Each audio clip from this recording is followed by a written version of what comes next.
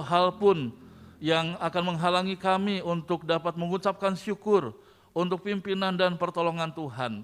Sekalipun barangkali di belakang kami ya Tuhan ada begitu banyak lika-liku kehidupan, termasuk mungkin duka cita orang-orang yang sudah dipanggil pulang oleh Tuhan oleh karena pandemi ini. Namun ya Tuhan, Engkau menguatkan, menolong kami. Dan biarlah kiranya Engkau yang akan menolong, menyegarkan kami pada pagi hari ini di mana firman-Mu boleh sekali lagi ya Tuhan boleh ditaburkan dan boleh menguatkan kami. Sehingga ya Tuhan kami boleh menatap masa depan kami dengan penuh pertolongan dan pimpinan Tuhan. Tuhan memberkati hamba-Mu yang penuh dengan kelemahan ini dalam menyampaikan berita firman Tuhan. Biarlah kiranya Engkau pakai dia untuk menjadi saluran berkat bagi jemaat-Mu. Di dalam nama Tuhan Yesus kami sudah berdoa. Amin. Shalom jemaat yang kekasih dalam Tuhan, baik jemaat yang ada di sini, di gereja, maupun juga jemaat yang ada di rumah. Kiranya damai sejahtera Allah menolong dan menyertai hidup kita. Nah saudara yang kasih dalam Tuhan, pada kesempatan pagi hari ini, saya diberikan satu tema oleh pengurus gereja di tempat ini, yaitu kaya dalam kebajikan. Dan kita akan melihat dari 1 Timotius 6 ayat 11, 17 sampai dengan 19. Pengurus memberikan ayat 1 Timotius 6 ayat 18 dan 19. Tetapi saya pikir karena ini kita perlu untuk melihat latar belakang dan juga konteksnya, maka ayat 11 dan 17 sampai 19 kita bacakan.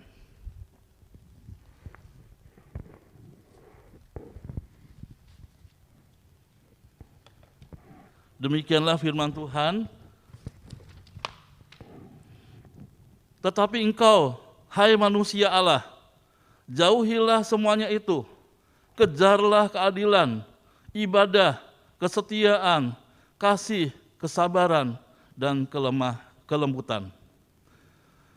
Kemudian ayat 17, peringatkanlah kepada orang-orang kaya di dunia ini, agar mereka jangan tinggi hati, dan jangan berharap kepada sesuatu yang tak tentu seperti kekayaan, melainkan pada Allah yang dalam kekayaannya memberikan kepada kita segala sesuatu untuk dinikmati. Peringatkanlah agar mereka itu berbuat baik, menjadi kaya dalam kebajikan, suka memberi dan membagi, dan dengan demikian mengumpulkan suatu harta sebagai dasar yang baik bagi dirinya di waktu yang akan datang untuk mencapai hidup yang sebenarnya. Nah, saudaraku yang kasih dalam Tuhan, perhatikan kata-kata Rasul Paulus. Di sana ada kata-kata hai manusia Allah. Jadi saudara, di sini Rasul Paulus mempunyai satu tujuan kepada Timotius. Yang pertama, saudara, memberikan satu nasihat kepada Timotius sendiri sebagai seorang pribadi, bahwa dia diingatkan, Timotius diingatkan oleh Rasul Paulus bahwa dia adalah manusia Allah. Jadi dia harus hidup sedemikian rupa untuk sesuai dengan apa yang ada pada dirinya, sesuai dengan jati diri, sesuai dengan kepercayaan yang Tuhan berikan kepadanya, sehingga dia hidup layak di hadapan Tuhan sebagai manusia Allah. Dan kemudian saudara, yang kedua, selain Rasul Paulus memberikan nasihat kepada Timotius, maka Rasul Paulus juga memberikan satu nasihat kepada dia tentang apa yang harus dia kerjakan. Nah, ayat yang ke-17 sampai dengan 19 tadi, itu apa yang Rasul Paulus inginkan agar Timotius itu mengerjakan apa yang harus dia kerjakan. Jadi saudara, kalau ayat 11 tadi berkenaan dengan jati diri, berkenaan dengan nasihat kepada dirinya untuk menjaga diri sedemikian rupa, tetapi kemudian bukan hanya kepada diri, melainkan Timotius sebagai seorang hamba Tuhan, sebagai gembala dari jemaat Efesus, harus menggembalakan jemaat sedemikian rupa, termasuk memberikan teguran kepada orang-orang kaya untuk supaya hidupnya tertib, begitu. Nah, saudara, coba kita melihat ya, di sini ada kata-kata manusia Allah. Apa arti daripada manusia Allah, saudara? Apakah itu adalah artinya manusia setengah dewa? Apakah itu artinya, saudara, manusia yang tidak pernah salah, tidak pernah berdosa, tidak pernah jatuh? Apakah seperti itu? Nah, saudara, saya nanti akan jelaskan aja apa arti daripada manusia Allah. Saudara, kita mengenai sebutan ini, saudara ya, manusia super, ya, manusia setengah dewa, manusia serigala, manusia robot, dan lain sebagainya. Ya, kalau kita mengenal dengan sebutan misalnya manusia super, ya, apa yang ada di benak kita, saudara, ketika orang mengatakan manusia super, berarti, saudara, barangkali dia itu adalah seorang yang memang super, seorang yang jenius, seorang yang pintar, seorang yang memang rata-rata kepintarannya, saudara, dibandingkan dengan orang lain, seorang yang luar biasa, saudara, di dalam mencapai satu pencapaian yang mungkin tidak pernah dicapai oleh orang lain, sehingga, saudara, dikatakan manusia super. Kemudian, saudara, ada manusia setengah dewa.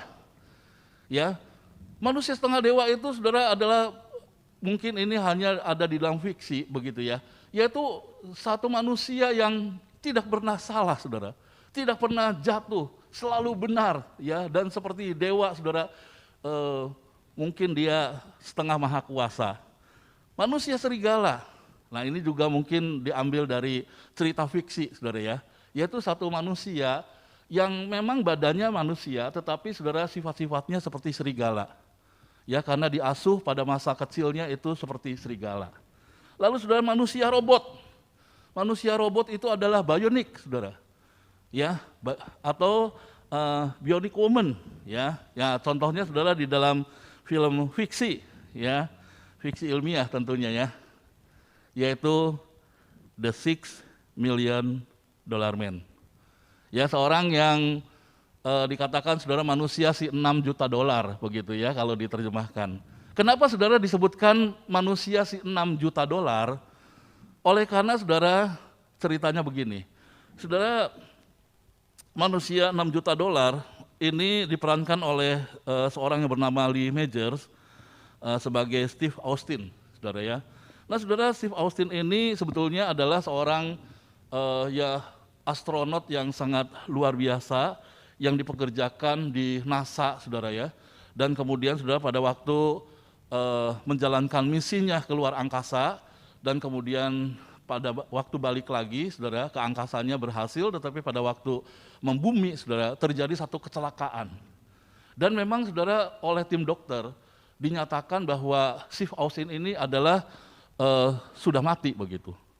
Tetapi, saudara, kemudian orang-orang yang berkepentingan, saudara, yang merekrut daripada Steve Austin ini tidak ingin bahwa Steve Austin ini mati. Oleh sebab itu, saudara, dikumpulkan akan dokter-dokter yang piawai, yang super hebat, saudara, dan kemudian untuk mengoperasi.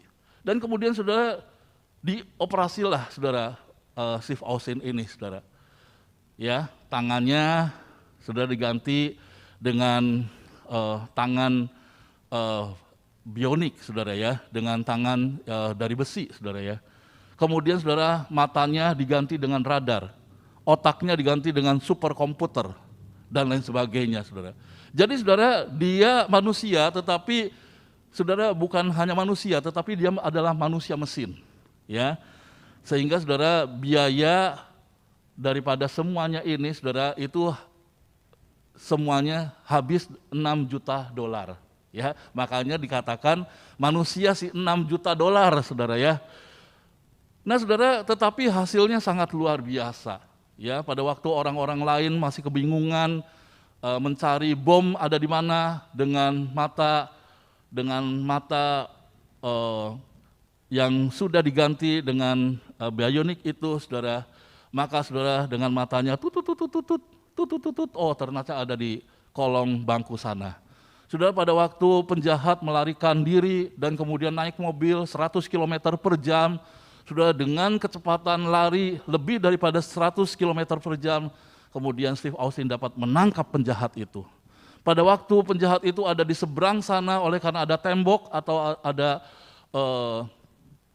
ada jeruji besi begitu ya, ada pagar yang tinggi, saudara, dengan lompatannya yang sangat tinggi, kemudian bisa mengejar penjahat-penjahat itu. Dengan kata lain, saudara, biaya $6 juta itu kemudian setimpal dengan hasilnya, setimpal dengan tujuannya, dan sangat dipuaskan, saudara, CEO daripada NASA tersebut. Nah, saudara, sehingga disebut sebagai manusia robot. Nah, saudara, sekarang apa artinya manusia digandengkan dengan Allah, saudara? Manusia Allah. Saudara, sekali lagi ini adalah bukan manusia setengah dewa. Manusia Allah itu adalah betul-betul manusia seutuhnya. Sama seperti saudara dan saya saat ini, itu adalah manusia seutuhnya. Tetapi saudara, yang namanya manusia Allah, itu adalah sebutan Rasul Paulus kepada Timotius, dan juga kepada kita semua sebagai orang-orang percaya, yang menunjukkan bahwa dia adalah abdi Allah, atau manusia milik Allah, atau manusia yang dipunyai oleh Allah, manusia yang sudah ditebus oleh Allah, manusia yang sungguh-sungguh dimuliakan oleh Allah. Sehingga dengan demikian, saudara yang kasihan Tuhan, sebutan ini memang berkenaan dengan, pertama, status Timotius yang menyandang sebutan hamba Allah, yang harus hidup sedemikian rupa, menjaga kekudusan hidup sesuai dengan status yang disandangnya.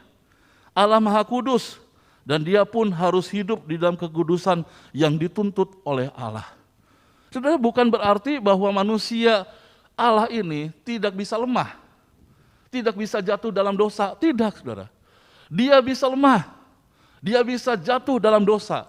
Tetapi saudara, pada waktu dia berdosa, dia mengakui kepada Tuhan dan tidak mengulangi akan dosa yang sama. Dia barangkali, saudara, bisa jatuh di dalam dosa, tetapi saudara, kemudian dia bangkit kembali. Dia tidak ingin berkanjang dalam dosa, menikmati dosa untuk selama-lamanya. Tidak, saudara. Manusia Allah adalah manusia yang sungguh-sungguh sejatinya adalah terdiri dari darah dan daging, tetapi rohnya dia berpaut kepada Allah. Dia ingin selalu mempermuliakan nama Allah. Itu adalah manusia Allah, saudara.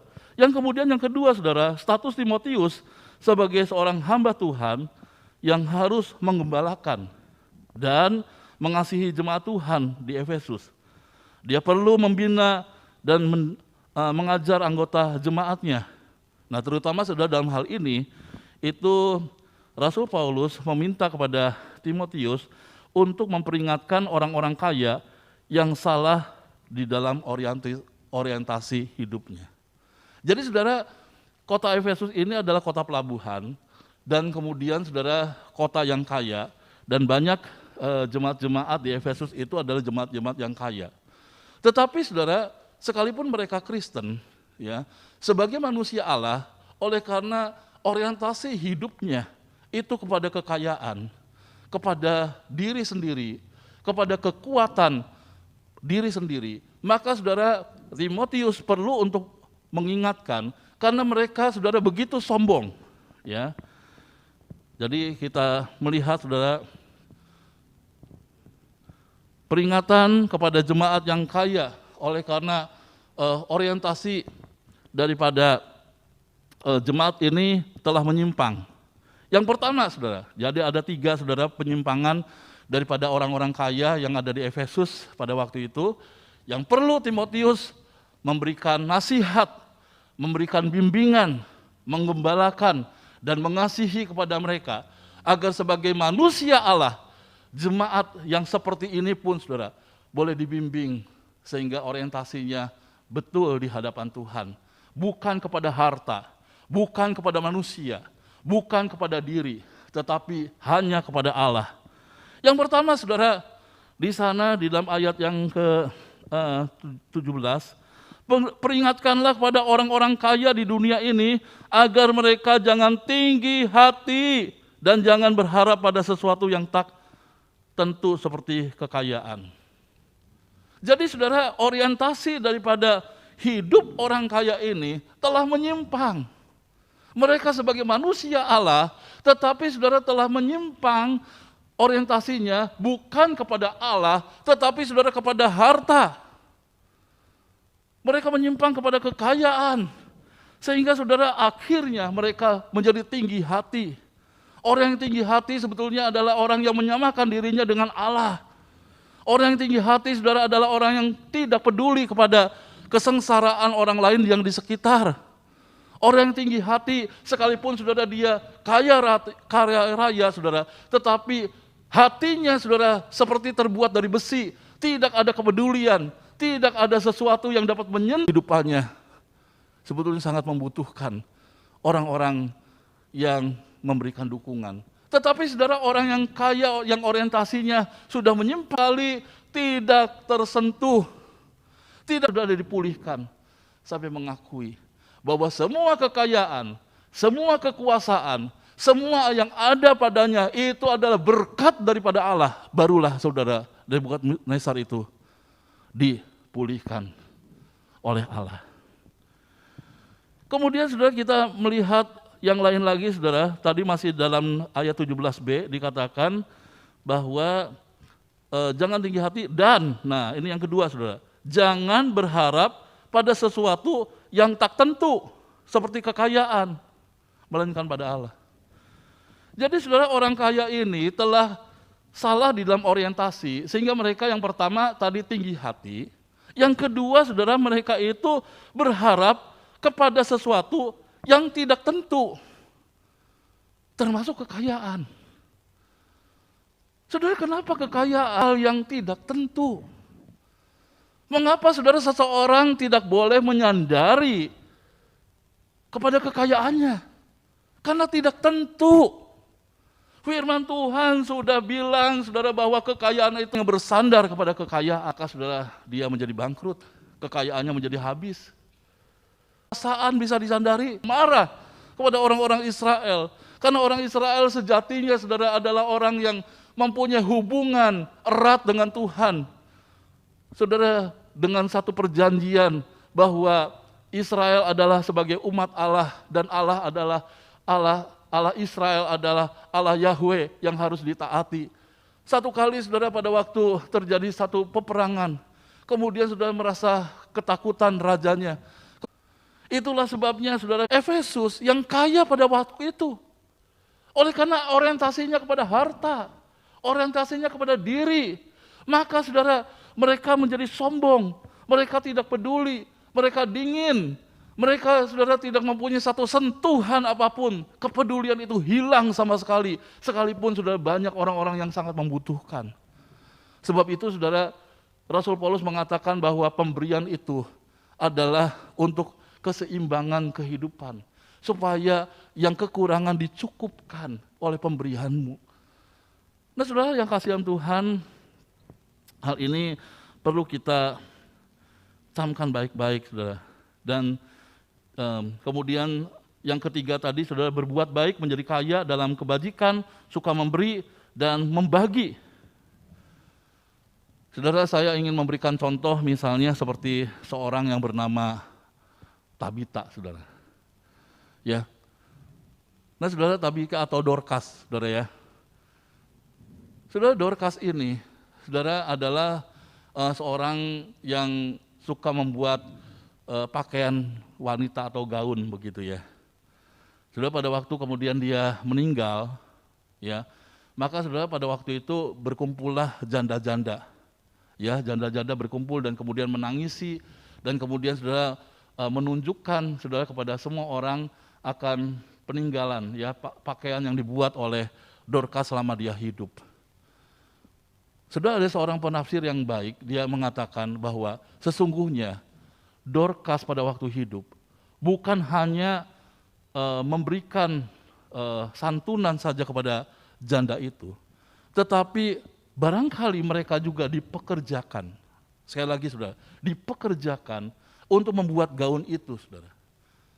Oleh karena saudara, seorang janda saudara tidak mempunyai penghasilan. Dari mana penghasilannya? Yang seharusnya suami sebagai imam, barangkali saudara dia sudah meninggal atau ditinggal cerai saudara. Sehingga saudara untuk menghidupi dia dan anak-anaknya sangat berat saudara bagi seorang wanita. Sebab itulah saudara Dorcas kemudian seorang yang bajik. Kebajikannya sangat luar biasa sudah merekrut mereka untuk kemudian dipekerjakan menjadi seorang pekerja. Demikian juga saudara dengan Filemon. Saudara Filemon adalah seorang yang bajik yang sangat luar biasa. Dia mempunyai hamba yang bernama Onesimus. Sudah Onesimus ini sudah bersalah. Banyak orang sudah karena tidak dicatat, jadi kita hanya bisa menafsirkan. Kemungkinan saudara dia mencuri harta tuannya yang begitu besar. Sehingga pada akhirnya saudara dia harus kabur. Saudara seorang budak pada waktu itu, saudara kalau misalnya tuannya mau mencari dan kemudian menemukannya, bisa dibunuh saudara. Tidak ada hukum bagi tuannya. Karena seorang budak itu adalah milik tuannya 100% dan tidak ada hukum yang mengaturnya. Kalaupun mau membunuhnya, saudara, itu adalah hak daripada tuannya. Namun demikian, saudara, pada waktu Onesimus bertemu dengan Rasul Paulus di penjara, dan akhirnya saudara Rasul Paulus memberikan nasihat-nasihat supaya kembali lagi kepada tuannya Filemon. Maka saudara, dengan berharap Rasul Paulus kepada Filemon untuk menerima Onesimus. Dan akhirnya Filemon pun menerima akan buah hati daripada Paulus. Ini kebajikan, saudara. Tidak kondisional. Yang namanya bajik, saudara, tidak kondisional. Ya, tidak orang mengatakan kalau lu jahat, gua jahatin lagi. Ya, kalau lu begitu jahatnya, aku tidak mungkin dapat mengampuni. Dan pengampunan itu, saudara, kalau bukan seorang yang bajik, itu adalah kondisional, saudara, bersyarat, saudara. Tetapi lihat, saudara, seorang yang bajik itu adalah seorang yang sungguh-sungguh dia mempunyai satu kebajikan dan ingin mempermuliakan nama Tuhan. Jadi, saudara, ujung daripada kebajikan ini adalah dua hal tujuannya. Yang pertama adalah untuk mempermuliakan nama Tuhan. Oleh karena Tuhan sudah mati bagi saya, sudah menebus saya, maka saya harus hidup di dalam kebajikan sedemikian rupa. Kalau saya mempunyai satu kekayaan, saya harus berbagi bagi mereka yang membutuhkan. Nah, sebab itu, saudara, ada beberapa hal yang perlu kita renungkan bersama. Yang pertama, saudara, sebagai gereja dalam menyikapi kebajikan ini, saudara, mari kita kaya, saudara, dalam segala kebajikan seperti firman Tuhan. Saudara yang kasih Tuhan, kita sebagai gereja, saudara, berada di tengah-tengah lingkungan, bukan seperti menara gading yang tidak bisa tersentuh, saudara. Tetapi, saudara, gereja berada di tengah-tengah lingkungan, justru supaya lingkungan menjadi berkat dengan kehadiran gereja, saudara. Nah, sebab itu, saudara, saya ingin mencoba memikirkan kita bersama. Oleh karena, saudara, saya juga sedang menggumuli hal ini di GKY GLC atau Green Light City, saudara. Ya, saudara, ada dua hal untuk lingkungan kita. Ya, yang pertama, saudara, barangkali kita bisa mengerjakan pendidikan dan kesehatan. Ya, pada waktu saya menjadi pembina diakonia di GKY Greenfield, saudara, karena gereja sangat berdekatan, saudara, dengan kali sekretaris dan juga di kampung itu, saudara, ada begitu banyak warga-warga miskin, maka, saudara, kami mengerjakan dua hal ini, kesehatan dan pendidikan. Jadi, saudara, kami merekrut anak-anak muda, pemuda-pemuda, saudara, dari gereja kami untuk mengajar bimbel. Ya, mengajar bimbel setiap hari Sabtu. Karena, saudara, anak-anak kan sekolahnya itu hari biasa. Jadi setiap hari Sabtu, saudara, dengan meminjam sekolah. Tetapi berganti kepala sekolah, akhirnya tidak diizinkan lagi, dan pada akhirnya, saudara, memakai IPK. Ya, memakai kelas IPK, saudara, ber-AC dan lain sebagainya, saudara, ya, mereka merasakan AC, ya, di mana sekolah mereka tidak ada AC, begitu ya. Nah, saudara, Setiap hari Sabtu, saudara, mula-mula hanya kelas 3, kelas 4, ya, kelas 5. 3 kelas, saudara. Tapi kemudian, saudara, berkembang menjadi kelas 6. Berkembang lagi, saudara, menjadi SMP kelas 1, kelas 2, kelas 3, saudara. Dari satu mata pelajaran tadinya, saudara, hanya matematika, kemudian ditambah dengan bahasa Inggris. Terus bertambah, terus bertambah. Saudara, ini adalah kebajikan bagi lingkungan. Barangkali ini bisa dikerjakan, saudara. Bukan yang muluk-muluk, saudara. Saudara, saya sangat kagum dengan ada satu gereja Korea yang oleh pendeta Susungming almarhum sudah mengatakan bahwa ada gereja Korea itu namanya adalah gereja diakonia. Ada 40 macam, saudara, pekerjaan diakonia yang dikerjakan oleh gereja itu bagi lingkungan dan bagi jemaat. Wah, saudara, pada waktu saya ke gereja itu saya sampai menangis. Tuhan, kapan gereja kami mempunyai satu orientasi seperti ini yang memberkati warga, yang memberkati masyarakat. Tentu, saudara, dengan pendanaan yang Tuhan percayakan kepada kita, bukan yang mengada-ada, saudara. Saudara yang kasih Tuhan, kita perlu untuk memikirkan hal ini sebagai gereja. Karena gereja berada di tengah-tengah lingkungan, saudara, supaya menjadi berkat. Yang kedua, saudara, barangkali dalam hal kesehatan. Saudara, bukankah setiap kelurahan itu ada misalnya posyandu, saudara? Saudara, kami mengerjakan hal ini juga, saudara, di Grandville, ya. Di GLC masih belum, karena memang kami sedang menata, mau mengarah ke sana, saudara. Nah, saudara, dalam Tuhan, posyandu itu kan biasanya memang menimbang bayi begitu, ya, memberikan obat-obatan. Saudara, kami memberikan kacang hijau, memberikan ada telur, ya, dan kepada ibu-ibunya, saudara, kami berikan susu, ya, susu kotakan dan lain sebagainya, saudara. Yang bisa kami kerjakan, saudara, dan barangkali, saudara, itu bisa dikembangkan lagi, saudara. Itu adalah secara gereja. Tetapi, saudara, secara pribadi pun, kalau kita mau mengerjakan segala kebajikan, saudara, maka, saudara, kita pun perlu untuk memikirkan hal ini, saudara. Saudara, kalau kita punya, kita pun bisa berbagi kepada orang yang membutuhkannya. Maka, saudara, sebagai yang terakhir, ini, saudara, apa yang menjadi reward bagi ketaatan ketika kita menjalankan perintah Tuhan. Saudara, yang firman Tuhan mengatakan bahwa pada waktu kita melakukan kebajikan dan segala kemurahan itu, maka kita sedang mengumpulkan suatu harta di surga. Saudara, apakah itu berarti bahwa mengumpulkan harta di surga itu kegiatan pelayanan di gereja yang menghabiskan waktu untuk kegiatan-kegiatan yang dikategorikan sebagai kegiatan rohani, yaitu kegiatan yang ada di lingkungan tembok gereja?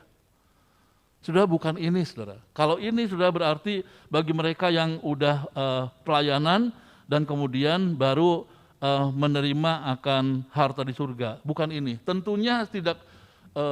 Tentunya, saudara, saya tidak mengatakan bahwa kita tidak boleh melayani. Tidak. Bukan itu poinnya. Kemudian juga, saudara, ini juga bukan mengumpulkan suatu harta di surga itu bukan memberikan uang atau harta yang banyak untuk kegiatan gereja. Bukan ini. Tetapi sekali lagi bukan pula saya tidak mengatakan bahwa kalau begitu saya tidak memberikan persembahan kepada gereja. Tidak, saudara. Justru kita harus memberikan persembahan kepada gereja supaya gereja bisa mengelola dan pada akhirnya bisa disalurkan kepada orang lain. Kemudian yang terakhir, apa arti harta di sorga? Pertama, saudara, harta di sorga adalah Tuhan sendiri. Karena, saudara, yang di sorga itu hartanya hanya Tuhan, ya, yaitu mengenal bagaimana keadaan di sorga nanti. Bukanlah hal yang penting, sebab yang terpenting bertemu dengan Tuhan, muka dengan muka nanti, karena Tuhanlah kerinduan orang percaya. Kemudian, saudara, yang kedua, mengumpulkan harta di sorga dapat berarti kita diperkenan untuk bersekutu dengan Tuhan secara terus-menerus, sama seperti bertambahnya harta dunia yang menyenangkan dan membahagiakan hidup kita. Demikianlah persekutuan dengan Tuhan yang abadi, menyenangkan dan membahagiakan kita, senang untuk selama-lamanya. Itu adalah harta di surga, saudara, yaitu kita dapat bersekutu dengan Tuhan. Saudara yang dalam Tuhan, ini adalah reward bagi orang-orang yang melaksanakan firman Tuhan dan juga saudara segala kekayaan dalam kebajikan yang kita lakukan kepada orang lain. Dan bila kiranya firman Tuhan memberikan keteguhan, memberikan pertolongan, sehingga dengan demikian lewat kebajikan pribadi kita, lewat kebajikan gereja Tuhan yang lakukan, maka boleh memberkati akan jemaat atau juga lingkungan, dan yang kedua dapat mempermuliakan nama Tuhan. Amin. Tuhan memberkati. Mari kita berdoa.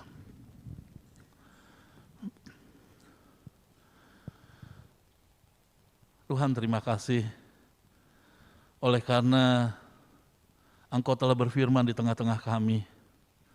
Bantu kami ya Tuhan yang lemah ini untuk kami dapat melaksanakannya. Di tengah-tengah hal yang tidak mungkin, tetapi kami telah diajarkan bagaimana telah Engkau meninggalkan warisan dan juga keteladanan yang sangat indah, yaitu memberikan hidupmu, memberikan dirimu. Engkau adalah kebajikan yang sempurna bagi kami. Terima kasih Tuhan, berkati firman-Mu ini. Dalam nama Tuhan Yesus kami sudah berdoa. Amin.